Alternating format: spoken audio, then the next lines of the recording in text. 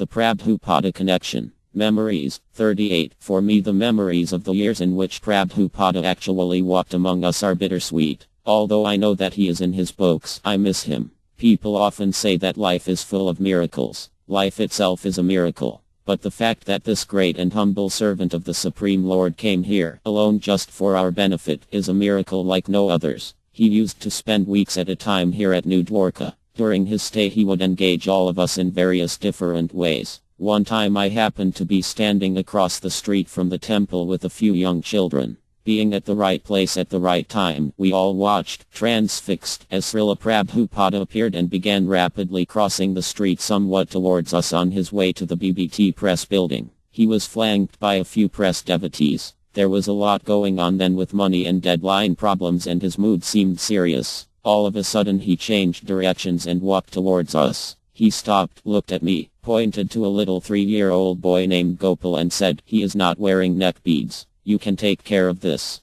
Before I could even finish my yes, Srila Prabhupada, he was gone. Of course I was delighted to have been spoken to and engaged by my beloved Gurudeva, but as I rushed around to find neck beads I also realized how every aspect of Krishna consciousness was noticed and important, whether it was getting the books into every town and village down to the smaller details like tilak and neck beads and Vaisnava dress. Often the knowledge that Prabhupada was right across the street and that I was going to see him and hear him give class again the very following morning was so overwhelmingly exciting that I could not sleep.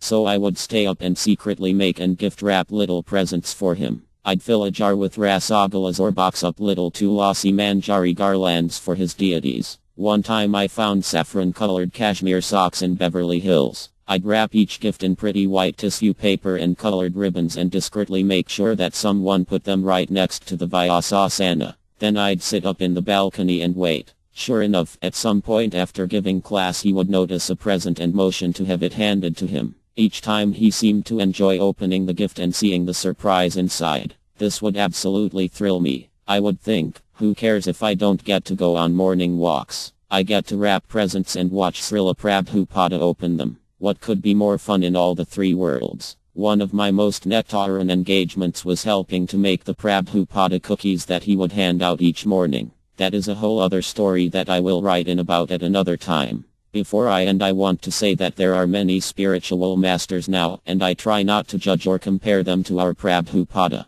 I am glad people are becoming enlivened in spiritual life. But for myself, I want to make sure that I stay as close to the fruits of Srila Prabhupada's labors as possible. He wanted us to attend as many Rathayatras as possible, to read and distribute his books, and to hold on tight to each other's association within his beloved International Society for Krishna Consciousness, ISKCON. That's what I'm going to do. Thank you. Manmohini Dasi.